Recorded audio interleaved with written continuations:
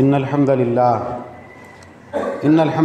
नहमदुहु व नस्तईनुहु व नस्तगफिरुह व नऊज़ु बिल्लाहि मिन शुरूरि अनफुसिना व मिन सय्यिआति अमालिना मन यहदिहिल्लाहु फला मुज़िल्ल लहु व मन युज़लिल फला हादिय लहु व अशहदु अन ला इलाहा इल्लल्लाहु वहदहु ला शरीका लहु व अशहदु अन्न मुहम्मदन अब्दुहु व रसूलुहु या अय्युहल्लज़ीना आमनुत्तक़ुल्लाहा हक़्क़ तुक़ातिही व ला तमूतुन्ना इल्ला व अंतुम मुस्लिमून या अय्युहन्नासु इत्तक़ू रब्बकुमुल्लज़ी ख़लक़कुम मिन नफ़्सिन वाहिदा व ख़लक़ मिन्हा ज़ौजहा व बस्स मिन्हुमा रिजालन कसीरन व निसाअ वत्तक़ुल्लाहा अल्लज़ी तसाअलून बिही वल अर्हाम इन्नल्लाहा काना अलैकुम रक़ीबा या अय्युहल्लज़ीना आमनुत्तक़ुल्लाहा व क़ूलू क़ौलन सदीदा युस्लिह लकुम अमालकुम व यग़फ़िर लकुम ज़ुनूबकुम व मन युतिइल्लाह व रसूलहु फ़क़द फ़ाज़ फ़ौज़न अज़ीमा अम्मा बाद फ़इन्न खैरल हदीस किताबुल्लाह व खैरुल हदी हदी मुहम्मदिन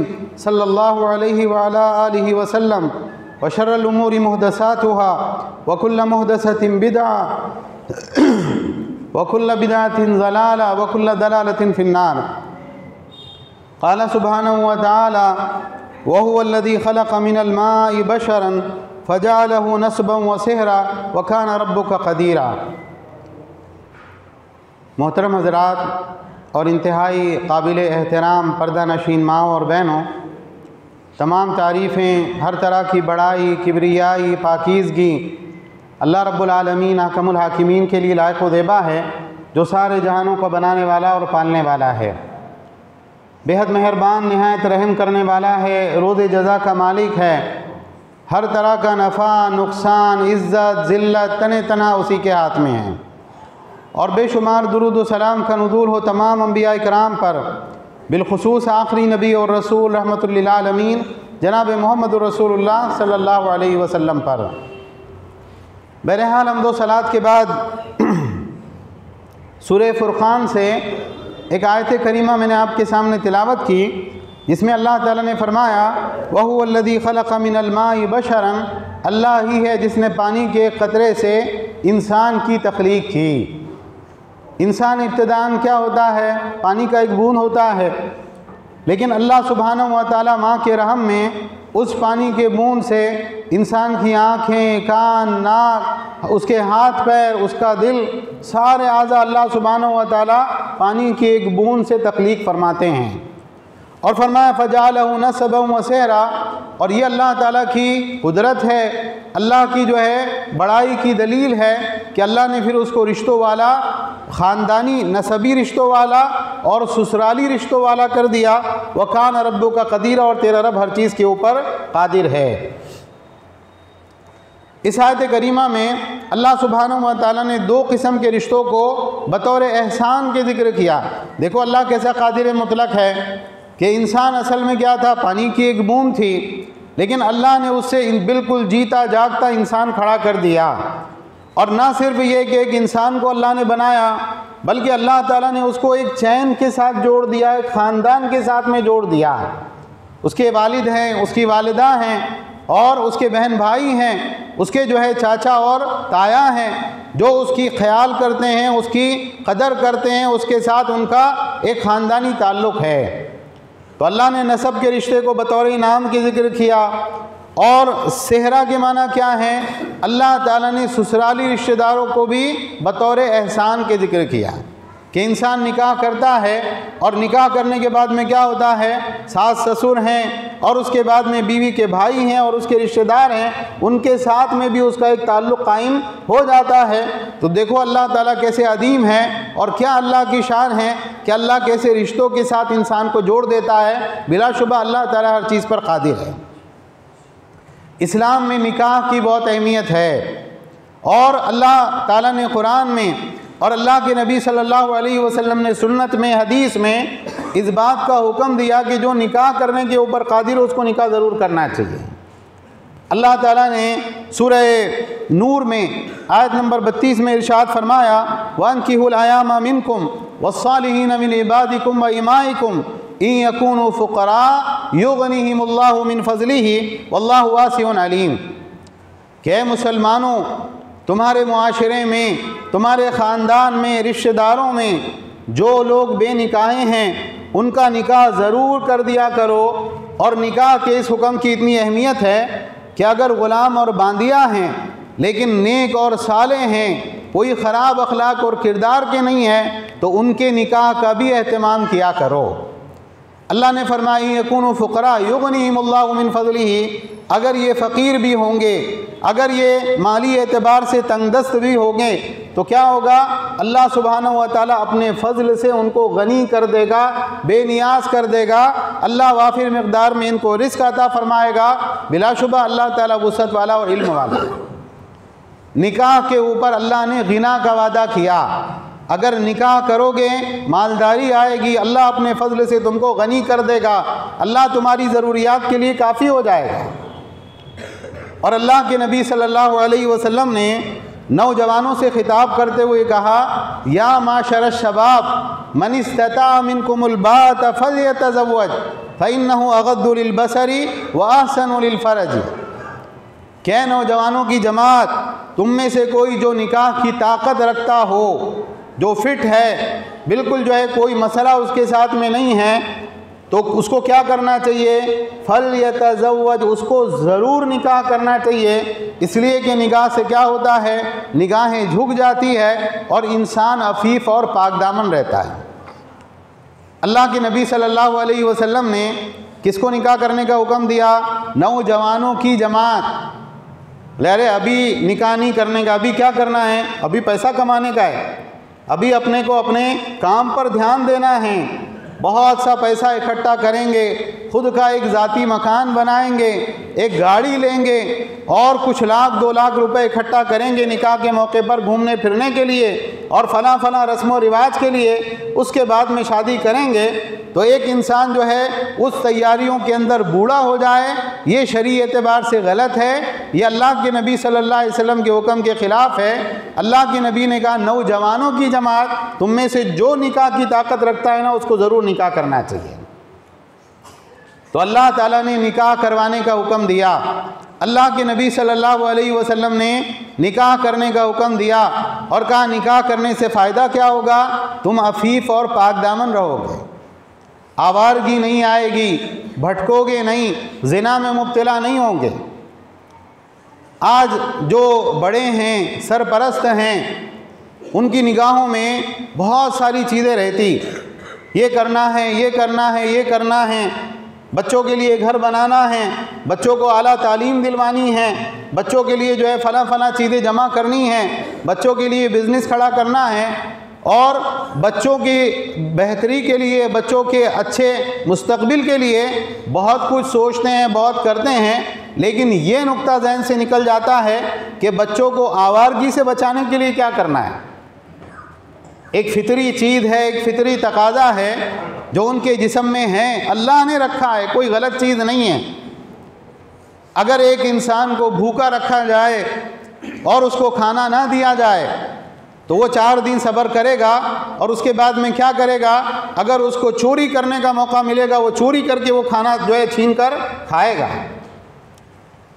तो अल्लाह के नबी सल्लल्लाहु अलैहि वसल्लम ने फरमाया, निकाह करो, इससे निकाह से अफीफ पाकदामन रहोगे, निगाहें झुकेगी, इश्क और मोहब्बत की आवारगियों के अंदर नहीं पड़ोगे, बल्कि इफ़्फ़त और पाकदामनी के साथ ज़िंदगी गुजारोगे। तुमको निकाह करना चाहिए। तो अब ये जो है कि निकाह का हुक्म क्या है, निकाह क्या हमारा दुनियावी काम है। जैसे हम दुनिया के एतबार से बहुत सारी चीज़ें करते हैं, निकाह एक दीनी फरीज़ा है। अल्लाह ने हुक्म दिया, नबी सल्लल्लाहु अलैहि वसल्लम ने हुक्म दिया, अम्बिया सारे के सारे शादीशुदा रहे सिवाय ईसा अलैहिस्सलाम के, वो भी आकर जो है शादी करेंगे, या यहया अलैहिस्सलाम के जिनको अल्लाह ने हसूर बनाया था। तो निकाह शरीयत का हुक्म है। अब ये कैसा होना चाहिए, शरीयत के हिसाब से होना चाहिए, अल्लाह के नबी सल्लल्लाहु अलैहि वसल्लम के फरमान के मुताबिक होना चाहिए, अल्लाह के नबी के तरीक़े पे होना चाहिए, सहाबा के तरीक़े पे होना चाहिए। लेकिन आज अगर हम जो निकाह हमारे माशरे में होते हैं, जो हमारे सोसाइटी में होते हैं, मुनकरात से भरे हुए निकाह हैं। नहीं, निकाह सुन्नत के मुताबिक होना चाहिए, शादियों में रस्म व रिवाज ख़त्म होना चाहिए, फला चीज़ें ख़त्म होना चाहिए। अगर आप गौर करेंगे तो जो लोग रस्म व रिवाज से मना करते हैं, सुन्नत निकाह के बारे में तरगीब देते हैं, ले दे के उनकी तानबी 2-3 चीज़ों के ऊपर आके टूटती है। जहेज़ नहीं होना, जहेज़ की रस्म बहुत गलत है, जहेज़ की रस्म ख़त्म होना चाहिए। और दूसरे क्या होता है, शादी में खाना नहीं होना चाहिए। इस्लाम के अंदर लड़की वालों के ऊपर खाना नहीं है, लड़का शादी के बाद में बीवी के साथ मुलाकात के बाद में वलीमा करेगा। क्या सिर्फ यही 2 मुनकरात है? और दीगर चीज़ें, बहुत सारी चीज़ें हमारे निकाहों में गलत चीज़ें नहीं आ चुकी? अगर आप गौर करेंगे, दीनदार क्या हैं, बेदीन क्या हैं, बहुत सारी चीज़ें ऐसी हमारे मुनकरात, बुराइयाँ, ख़राबियाँ, ऐसी चीज़ें आ चुकी हमारे निकाहों में, शादी ब्याह के मामलात में, कि इंसान उससे बच नहीं पा रहा है। क्यों नहीं बच पा रहा है? सारे लोग मिलके कर रहे हैं, अब अगर मैं नहीं करूँगा तो कैसा लगेगा? या फिर यह है कि अगर एक इंसान बचना चाहता है, किताब व सुन्नत के मुताबिक इस चीज़ को अंजाम देना चाहता है, तो उसके घर के दूसरे लोग उसको रोक देते हैं। बहुत सारी चीज़ें अगर हम गौर करें, इन मुनकरात को ख़त्म करना ज़रूरी है।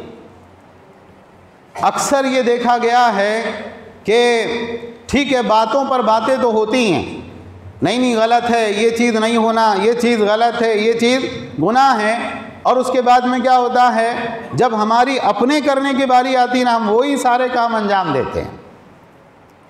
तो इंसान को चाहिए कि भाई वो इस चीज़ को अपनाएं, इस चीज़ के बारे में ख्याल करें कि भाई निकाह क्या है, अल्लाह का हुक्म, नबी का तरीक़ा, और उसको उसी तरीक़े से अंजाम देना चाहिए जो अल्लाह और उसके नबी ने हमको तालीम दिया है।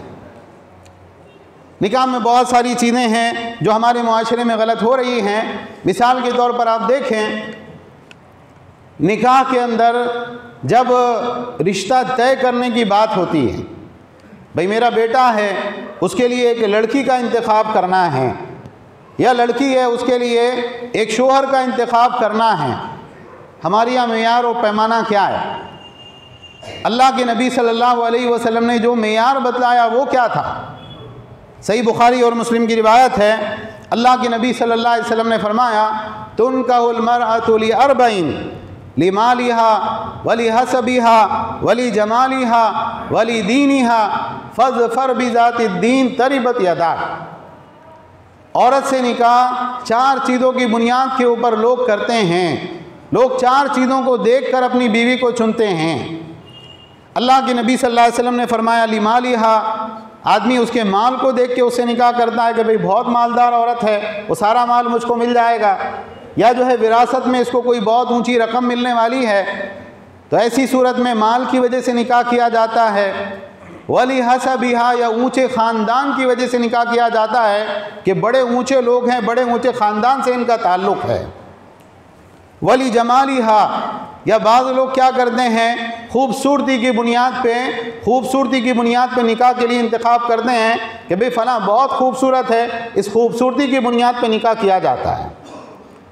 अल्लाह के नबी सल्लल्लाहु अलैहि वसल्लम ने फरमाया, फ़ज़फ़र बिज़ातिद्दीन, तुम दीन की बुनियाद पर निकाह करो और कामयाब हो जाओ, तुम्हारे हाथ खा कर लो। तो माल या खूबसूरती या ऊंचे ख़ानदान को देखना गलत नहीं है, लेकिन ये बुनियाद नहीं होगी निकाह की। असल क्या चीज़ देखी जाएगी? दीनदारी की बुनियाद पर निकाह किया जाएगा। ये तालीम हमको अल्लाह के नबी सल्लल्लाहु अलैहि वसल्लम ने दी है। सही मुस्लिम की रिवायत है, अल्लाह के नबी सल्लल्लाहु अलैहि वसल्लम ने फरमाया, अद्दुनिया कुल्लहा मता व खैरु मताई दुनिया अलमरअतु सालिहा। दुनिया सारी की सारी एक पूंजी है, एक ख़जाना है, उस ख़जाने में सबसे बेहतरीन चीज़ जो है वो नेक औरत है। तो अल्लाह के नबी सल्लल्लाहु अलैहि वसल्लम ने खूबसूरत औरत नहीं कहा, अल्लाह के नबी सल्लल्लाहु अलैहि वसल्लम ने क्या कहा? नेक औरत। इसी तरह से लड़के के इंतखाब के बारे में सुनन तिरमिज़ी में और इमाम सुनन इब्न माजा में एक रिवायत है जिसको शेख अल्बानी ने हसन करार दिया है। आप सल्लल्लाहु अलैहि वसल्लम ने फरमाया, इज़ा ख़तबा इलैकुम मन तर्ज़ौन दीनहु व खुलुक़हु फ़ज़व्विजू इल्ला तफ़अलू तकुन फ़ितनतुन फ़िल अर्ज़ि व फ़सादुन अरीज़। कि जब तुम्हारे यहाँ कोई ऐसा रिश्ता आए जिसके दीन से और उसके अखलाक से तुम राज़ी हो, लड़का दीनदार भी है और दीनदारी के साथ में अच्छे अखलाक वाला भी है, नरम मिजाज है, गुस्सेला नहीं है, झगड़ालू नहीं है, मारपीट करने वाला नहीं है, तो जिसके दीन और अखलाक से तुम मुतमईन हो, अल्लाह के नबी सल्लल्लाहु अलैहि वसल्लम ने फरमाया फ़ज़व्विजू, उससे फ़ौरन अपनी बच्ची का निकाह कर दिया करो। अगर ऐसा नहीं करोगे, अल्लाह के नबी सल्लल्लाहु अलैहि वसल्लम ने फरमाया ज़मीन में फितना होगा और बहुत लंबा चौड़ा फसाद फैलेगा। हमारे नज़र में ये देखना चाहिए कि अल्लाह के नबी सल्लल्लाहु अलैहि वसल्लम की अहादीस की आपकी बात की अहमियत है। अल्लाह के नबी सल्लल्लाहु अलैहि वसल्लम फरमा रहे हैं तुम अगर दीन और अखलाक के बुनियाद पर निकाह नहीं करोगे, ज़मीन में फितना होगा, लंबा चौड़ा फसाद फैलेगा। आज फसाद फैल रहा है कि नहीं फैल रहा है? बिलाशुबा आज फसाद और बिगाड़ है। तो लड़की का दीन देखने का हुक्म दिया गया, लड़के का दीन और अखलाक देखने का हुक्म दिया गया। और हमारे मुआशरे में क्या देखा जाता है? लड़की खूबसूरत रहना, एकदम खूबसूरत, बहुत ज़्यादा, और लड़का कैसा रहना? खूब पैसा कमाने वाला, स्मार्ट भी रहना, अच्छा रहना, दिखने दिखाने में हैंडसम भी रहना चाहिए। और साथ में कैसा होना चाहिए? जो खूब सारा पैसा कमाए, जिसके पास ढेरों पैसा हो। तो अगर जो है पैसे वाला है, उसके बाद और कोई चीज़ देखने की ज़रूरत नहीं रहती। अक़ीदा इसका क्या है, ईमान इसका कैसा है, नमाज पढ़ता है कि नहीं पढ़ता है, अल्लाह के दीन से इसका ताल्लुक़ कितना है कि नहीं है। अरे बहुत पैसे वाला है, बस उठा के दे दो। अच्छा, लड़की की खूबसूरती को कौन चेक करते हैं? लड़का चेक करता है। लड़की की खूबसूरती को देखने के लिए कौन जाते हैं? लड़के की माँ, लड़के की बहनें, उसकी खाला, उसके रिश्तेदार। और वो बाकायदगी के साथ में बिल्कुल जो है एक नाप तोल कर, बिल्कुल जो है इंच इंच का जो है उसका जायज़ा लेकर ये तय करते हैं ये बच्ची से निकाह हो सकता है क्या नहीं हो सकता है। लड़की के बाल कैसे हैं, लड़की की जो है लड़की का कलर कैसा है, उसके दांत कैसे हैं, वो दिखने दिखाने में कैसी है, उसकी हाइट क्या है, और वो चलती है तो चलने के अंदर उसकी चाल का क्या मामला है, ये सारा मामला कौन देखता है? लड़के के घर वाले, उसकी माएँ और बहनें। आपको क्या करना है उसकी खूबसूरती से? अगर ये देखा जाए कि भाई अखलाक हम देखेंगे, ठीक है, लड़की से हम बात करेंगे और देखेंगे कि भाई कुरान पढ़ी है कि नहीं पढ़ी है, इस्लाम के बारे में कितनी मालूमात है, नमाज पढ़ती है कि नहीं पढ़ती है, बाकी खूबसूरती से हमारा तो कोई लेना देना नहीं है। लड़का जब देखने के लिए आए, आपको पसंद है, आपको अच्छी लगती है, ठीक है, अगर आपको पसंद है तो हम हाँ बोल देते हैं। तो बहुत सारी ऐसी लड़कियां जो घरों में बैठी हैं, उनका निकाह फ़ौरन हो जाए। लेकिन ये एक फसाद है, बिगाड़ है कि औरतें इस मामले के अंदर इतनी बारीकी का मुजाहरा करती हैं जिसका दूर दूर तक कोई ताल्लुक़ नहीं होता है। तो रिश्ते के वक्त में दीन नहीं देखा जाता, इस्लाम और ईमान नहीं देखा जाता, अक़ीदा नहीं देखा जाता, नमाज की पाबंदी नहीं देखी जाती, दीन से ताल्लुक़ नहीं देखा जाता। उसके बाद में फिर क्या है? फिर सर पकड़ के रोते हैं कि साहब शादी हुई, शादी होने के बाद में ये जुल्म हो रहा है, ये ज़्यादती हो रही है, फला फला चीज़ें हो रही है। जब आपने अल्लाह के दीन के बुनियाद पर रिश्ता ही नहीं किया, उसके बाद में जो हो जाए वो कम है। अगर आप देखेंगे अल्लाह के नबी सल्लल्लाहु अलैहि वसल्लम के निकाहों को, अल्लाह के नबी सल्लल्लाहु अलैहि वसल्लम की ये खुसूसियत है कि आप सल्लल्लाहु अलैहि वसल्लम को अल्लाह ताला ने ज़्यादा निकाह करने की इजाज़त दी। ये सिर्फ आपकी खुसूसियत है। आम उम्मत के लिए क्या है? 4 निकाहों की इजाज़त है, 4 से ज़्यादा नहीं कर सकते। लेकिन अल्लाह के नबी सल्लल्लाहु अलैहि वसल्लम की जब वफ़ात हुई थी तो आप सल्लल्लाहु अलैहि वसल्लम की कितनी बीवियाँ हयात थी? 11 बीवियाँ अल्लाह के नबी सल्लल्लाहु अलैहि वसल्लम की हयात थी। हज़रत खदीजा रज़ी अल्लाह ताला अन्हा जिनका इंतकाल हो गया पहले, उसके अलावा सौदा बिनते ज़मुआ है जिनसे आपका निकाह हुआ, हफ्सा बिनते उमर है, ज़ैनब बिनते खुदैमा है, ज़ैनब बिनते जहाश है, जुवेरिया बिनते हारिस है, रेहाना बिनते ज़ैद है, सफ़िया बिनते हुई है, उम्मे हबीबा बिनते सुफियान है, और मारिया क़िब्तिया है जिनके बांदी या उम्मुल मोमिनीन होने में इख्तिलाफ़ है, और इसी तरीके से मैमुना बिनते हारिस है। ये जो निकाह अल्लाह के नबी सल्लल्लाहु अलैहि वसल्लम ने किए ज़्यादा से ज़्यादा, आप बताइए इन निकाहों के अंदर कुंवारी लड़की कौन थी? हज़रत आयशा बिन्त अबी बकर सिद्दीक़ रज़ी अल्लाह ताला अन्हा वो तन्हा उम्मुल मोमिनीन है जो कुंवारी थी, और उसके अलावा जितनी उम्महातुल मोमिनीन हैं वो सब या तो तलाक़शुदा हैं या बेवा हैं। पहला निकाह अल्लाह के नबी सल्लल्लाहु अलैहि वसल्लम ने कौन सी उम्र में किया? 25 साल की उम्र में। हज़रत खदीजा रज़ी अल्लाह ताला अन्हा की उम्र उस वक्त में क्या थी? हज़रत खदीजा रज़ी अल्लाह ताला अन्हा की उम्र उस वक्त में 40 साल थी। 40 साल, अल्लाह अकबर। और हज़रत खदीजा रज़ी अल्लाह ताला अन्हा के कितने शोहर उस वक्त तक जो है हो चुके थे? 2 शोहर हज़रत खदीजा रज़ी अल्लाह ताला अन्हा के हो चुके थे। आप बताइए, अल्लाह के नबी सल्लल्लाहु अलैहि वसल्लम ने उनके माल से तिजारत की और उन्हें अल्लाह के नबी सल्लल्लाहु अलैहि वसल्लम के अखलाक पसंद आए। बीच में एक खातून ने पढ़कर रिश्ते का पैगाम दिया और अल्लाह के नबी सल्लल्लाहु अलैहि वसल्लम ने अपने चचा के साथ में जाकर निकाह पढ़ा, उनके साथ में शादी की। आज अगर हमारे मुआशरे में ऐसा हो कि भाई एक लड़का है जिसकी अभी शादी नहीं हुई और कोई बहुत दीनदार बाअखलाक शरीफ खातून है जिसकी उम्र थोड़ी ज़्यादा है, जो तलाक़शुदा या बेवा हैं, और वो आपस में निकाह करना चाहे, घर की औरतें करने देंगी निकाह? बिल्कुल भी नहीं। एक तूफ़ान हो जाएगा, क़यामत आ जाएगी, कुछ दुनिया इधर की उधर हो जाएगी, लेकिन ये निकाह नहीं हो पाएगा। तो अगर हम अल्लाह के नबी सल्लल्लाहु अलैहि वसल्लम की सुन्नत को अपनाने की बात करते हैं कि भाई निकाह सुन्नत के मुताबिक होना चाहिए, शादियां सुन्नत के मुताबिक होना चाहिए, तो हमारे यहाँ तलाक़शुदा और बेवाओं से निकाह का रुझान क्यों नहीं है? अल्लाह के नबी सल्लल्लाहु अलैहि वसल्लम सारे निकाह कर रहे हैं तलाक़शुदा से, बेवा से। हमारे यहाँ नहीं होता। हमारे यहाँ ये है कि अगर तलाक़ हो गई बच्ची की, उसके बाद में जो उससे निकाह करेगा वो ऐसा आदमी निकाह करेगा जो बहुत ज़्यादा कुछ उसके मामलात ख़राब हैं, तो उसका जो है उससे निकाह हो जाएगा। और अगर कोई औरत बेवा हो जाए तो उसको मरी जाना चाहिए अपने शोहर के साथ में। क्यों? उसका निकाह होने का कोई चांस और कोई इम्कान बाकी नहीं है। तलाक़शुदा और बेवाओं के निकाह का मामला कब बढ़ेगा? जब दूसरी शादियों का रिवाज बढ़ेगा। और हमारे यहाँ दूसरी शादी को कैसे देखा जाता है? एकदम हराम, जिना से भी बदतर दूसरी शादी। अल्लाह अकबर।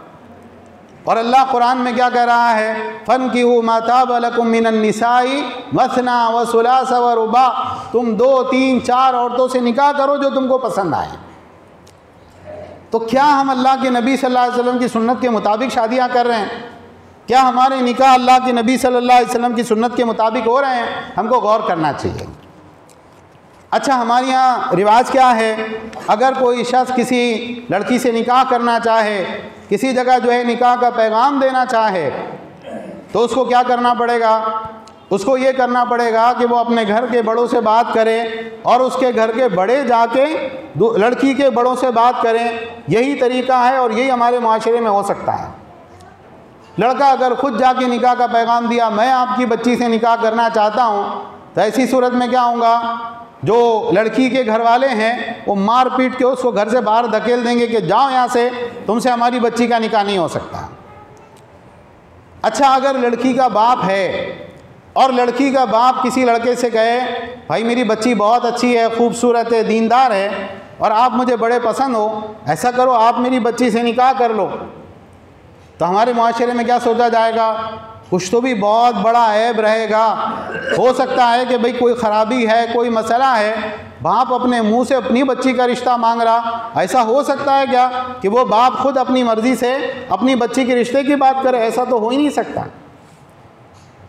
क्या ये अल्लाह के नबी की सुन्नत है? ये सहाबा के तरीके के मुताबिक है? बिल्कुल भी ये नबी सल्लल्लाहु अलैहि वसल्लम की सुन्नत और सहाबा के तरीके के मुताबिक बात नहीं है। ये जाहिलियत की सोच है।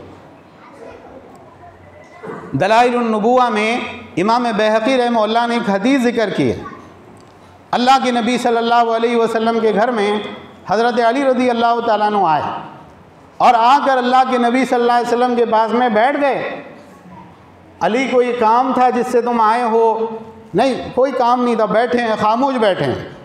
अरे बताओ तुम्हारे दिल में क्या है, क्या चाह रहे, ज़रा बताओ। तो अल्लाह के नबी सल्लल्लाहु अलैहि वसल्लम ने फरमाया, ऐसा लगता है तुम फ़ातिमा के रिश्ते के लिए आए हो, फ़ातिमा को निकाह का पैगाम देना चाहते हो? उन्होंने कहा अल्लाह के नबी हाँ, मैं फ़ातिमा को निकाह का पैगाम देना चाहता हूँ। अच्छा ठीक है, तुम्हारी शादी कर देंगे, तुम्हारे पास महर में देने के लिए कुछ है? कहा अल्लाह के नबी कुछ भी नहीं है। कहा वो ज़िरा तुम्हारी थी? कहा अल्लाह के नबी वो तो बहुत मामूली ज़िरा है। अच्छा ठीक है, जाओ उसको बेचो और फला सामान ख़रीदो। तो किसने जाके बात किया? लड़के ने अकेले जाके लड़की के बाप से बात किया। इसी तरह से आप अगर देखें तो एक लंबी हदीस है जिसको इमाम बुखारी ने किताबुन निकाह में भी ज़िक्र किया, दूसरे मकामात पर भी ज़िक्र किया। हज़रत उमर रज़ी अल्लाह तआला की बेटी हज़रत हफ्सा, इनके शोहर का इंतकाल हो जाता है। जब इनकी इद्दत पूरी हो जाती है तो हज़रत उमर रज़ी अल्लाह तआला अन्हु हज़रत उस्मान के पास आते हैं और हज़रत उस्मान रज़ी अल्लाह तआला के पास आके कहते हैं कि उस्मान, मेरी बेटी हफ्सा के शोहर का इंतकाल हो गया है, इद्दत भी उसकी ख़त्म हो चुकी है, मैं चाहता हूँ कि तुम हफ्सा से शादी कर लो। तो हज़रत उस्मान रज़ी अल्लाह तआला कहते हैं कि ज़रा मुझे सोचने समझने के लिए थोड़ा टाइम दीजिए, मैं गौर फिक्र करके उसके बाद में जवाब देता हूँ। ठीक है, आप गौर फिक्र करके जवाब दो। अब उसके बाद में ये होता है कि दिन पे दिन गुज़रते चले जाते हैं, उस्मान की तरफ से कोई जवाब नहीं, यहाँ तक कि हज़रत उस्मान हज़रत उमर रज़ी अल्लाह तआला से मिल के कहते हैं मैंने बहुत सोचा लेकिन अभी मेरा निकाह करने का इरादा नहीं है। उसके बाद में हज़रत उमर रज़ी अल्लाह तआला अन्हु अबू बकर रज़ी अल्लाह तआला अन्हु से मिलते हैं और अबू बकर से कहते हैं कि अबू बकर, हफ्सा के शोहर का इंतकाल हो चुका है और मैं चाहता हूँ कि तुम हफ्सा से निकाह कर लो। तो हज़रत अबू बकर रज़ी अल्लाह तआला अन्हु क्या करते हैं? खामोश सुन लेते हैं, ना हाँ ना कोई जवाब ही नहीं देते। हज़रत उमर रज़ी अल्लाह तआला कहते हैं मुझे बहुत बुरा लगा। ठीक है, उस्मान की बात का तो बुरा लगा ही था कि मेरे करीबी दोस्त हैं, मैंने अपनी बच्ची के निकाह का पैगाम दिया, उन्होंने कबूल करने से इनकार कर दिया, लेकिन अबू बकर की बात का मुझे इतना बुरा लगा कि उन्होंने हाँ नहीं कुछ तो जवाब देना चाहिए था, उन्होंने कुछ भी नहीं कहा। कहते हैं कुछ वक्त के बाद में अल्लाह के नबी सल्लल्लाहु अलैहि वसल्लम ने हफ्सा को निकाह का पैगाम दिया और हज़रत हफ्सा उम्मुल मोमिनीन बनी। अल्लाह के नबी सल्लल्लाहु अलैहि वसल्लम से उनका निकाह हो गया। जब हज़रत हफ्सा का निकाह हो गया तो अबू बकर रज़ी अल्लाह तआला अन्हु हज़रत उमर से मिलते हैं और कहा उमर, तुमको बुरा लगा होगा जब मैंने कोई जवाब नहीं दिया। कहा मुझे तो बहुत बुरा लगा। का बात यह है कि मैंने अल्लाह के नबी सल्लल्लाहु अलैहि वसल्लम से एक मजलिस में अल्लाह के नबी की ज़बानी ये बात सुनी थी कि आप ख़ुद हफ्सा से निकाह करना चाहते हैं। अब मैं अल्लाह के नबी का राज भी फाश नहीं कर सकता था और ना ही मैं पैगाम दे सकता था। हाँ, अगर अल्लाह के नबी सल्लल्लाहु अलैहि वसल्लम इनकार कर देते तो मैं ज़रूर हफ्सा से निकाह कर लेता। आप गौर करें सहाबा के ज़माने में क्या सादगी थी। बाप खुद कह रहा है भाई तुम निकाह कर लो, तुम निकाह कर लो, और कोई बातें बनाने वाला बातें नहीं बना रहा है कि भाई ऐसा कैसा। बाप खुद अपने मुंह से सबको बोलते फिर रहा है कि मेरी बच्ची से निकाह कर लो, ज़रूर बच्ची में कोई ऐब होगा जिसकी वजह से ये बात हो रही है। तो आज हमारे मुआशरे में सब नहीं होता। आज हमने निकाह को बहुत मुश्किल तरीन अम्र बना रखा है। भाई फलां का रिश्ता आया, चलो जोड़ो सारे रिश्तेदारों को, और अगर रिश्तेदारों को नहीं बुलाए ना, रिश्तेदारों को बहुत बुरा लगता। अच्छा ठीक है, अपनी बच्ची का निकाह आपने खुद ही कर लिए, हमको पूछे भी नहीं, हमसे राय मशवरा भी नहीं लिए। कहा नहीं भाई सबको बुलाना पड़ेगा, अपन ख़ानदान से कट थोड़ी सकते हैं। जाओ लड़की के बड़े अब्बा को बुलाओ, मामू को बुलाओ, फलां को बुलाओ, फलां को बुलाओ। और जो लड़के वाले होते हैं वो सब रिश्तेदारों का एक जमघट्टा लेकर जो है लड़की के घर पे पहुंचते हैं। और फिर उसके बाद में क्या होता है, जितने रिश्तेदार होते हैं उन सब का पूरा यानी जो है खुलासा ये होता है कि हर रिश्तेदार एक ना एक पिन चुभोता है, कोई ना कोई अड़ंगा लगाता है, कोई ना कोई उल्टी सीधी बात करता है, और वो काम जो आसानी से होने वाला था वो काम इंतहाई मुश्किल तरीन होके बाद मर्तबा होता है, बाद मर्तबा नहीं होता। दो फैमिली हैं जो इस मामले के अंदर इन्वॉल्व हैं। लड़की के मामले में लड़की के माँ और बाप की अहमियत है। जब तक लड़की का बाप राज़ी ना हो, जब तक लड़की का निकाह नहीं होता। अय्युमा इमरातिन नकाहत बिगैरि इज़्नि वलियहा फनिकाह हुआ बातिल। जो औरत अपने बाप की इजाज़त के बगैर निकाह करे उसका निकाह बातिल है।